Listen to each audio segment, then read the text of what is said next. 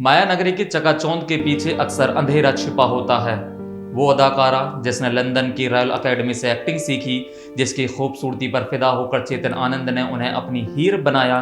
पर्दे पर तो उनकी मखमली आवाज और सादगी ने लाखों दिल जीते, लेकिन असल जिंदगी में उसी हीर की चीखें एक आलीशान बंगले की दीवार में दफन होकर रह गईं। आज बात उस खौफनाक कत्ल की जिसने बॉलीवुड की बुनियाद हिला दी। आज बात होगी प्रिया राजवंश की।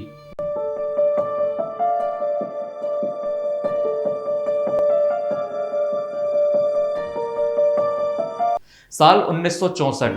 फिल्म थी हकीकत। एक दुबली पतली, बेहद शालीन और प्रभावशाली व्यक्तित्व वाली लड़की ने जब पर्दे पर कदम रखा तो लोगों को लगा कि हिंदी सिनेमा को एक नई ऊंचाई मिलने वाली है। ये थी प्रिया राजवंश।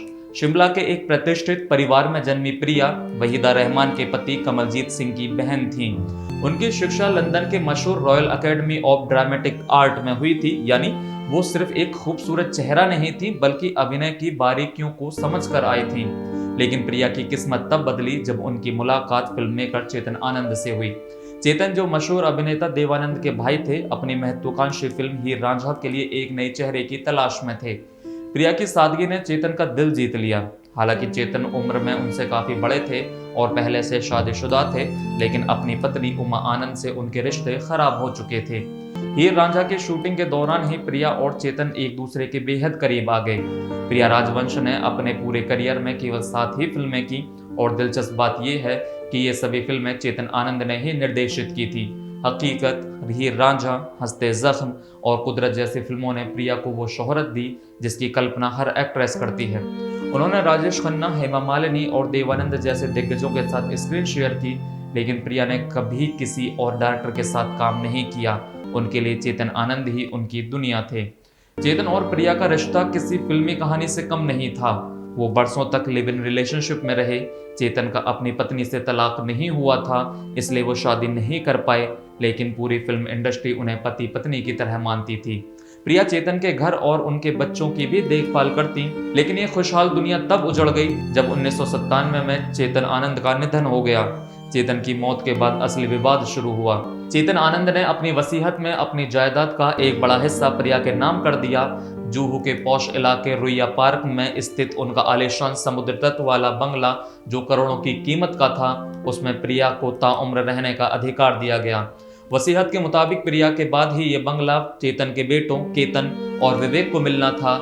यही वो वसीयत थी जो प्रिया राजवंश की मौत का वारंट बन गई।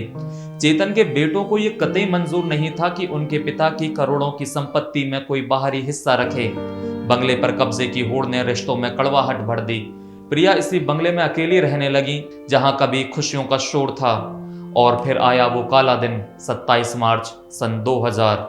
इसी दिन जूहू के उसी आलीशान बंगले में प्रिया राजवंश की लाश मिलती है। शुरुआती जांच में इसे आत्महत्या दिखाने की कोशिश की गई, लेकिन पोस्टमार्टम रिपोर्ट में जो खुलासा हुआ उसने सबके होश उड़ा दिए। प्रिया की गला दबाकर हत्या की गई थी। पुलिस की सुई सीधे चेतन के बेटों केतन और विवेक आनंद पर जाकर रुकी। जांच में पता चला कि प्रॉपर्टी के लालच में बेटे ने अपने पिता की प्रेमिका को रास्ते से हटाने की साजिश रची थी। पुलिस ने केतन और विवेक को गिरफ्तार कर लिया। साल 2002 में सेशन कोर्ट ने दोनों भाइयों को उम्र कैद की सजा सुनाई। हालांकि 2 साल जेल में रहने के बाद उन्हें जमानत मिल गई, लेकिन इस केस ने यह साबित कर दिया कि दौलत की हवस इंसान को अपनों का ही खून बहाने पर मजबूर कर देती है। प्रिया राजवंश ने अपनी फिल्मों में हमेशा प्यार के लिए कुर्बानी देने वाली महिलाओं का किरदार निभाए, लेकिन असल जिंदगी में उन्हें अपने ही प्यार के घर में मौत मिली। रियल लाइफ की हीर का रियल लाइफ में इतना दर्दनाक अंत होगा, ये किसी ने नहीं सोचा था। आज प्रिया हमारे बीच नहीं है, लेकिन उनकी फिल्में और उनकी ये अधूरी प्रेम कहानी आज भी बॉलीवुड के गलियारों में सन्नाटा पैदा कर देती हैं। आप प्रिया राजवंश के बारे में अगर कुछ कहना चाहते हैं तो हमें कमेंट में लिख कर ज़रूर बताइए। बाकी वीडियो आपको कैसी लगी ये भी आप कमेंट में ज़रूर लिखें।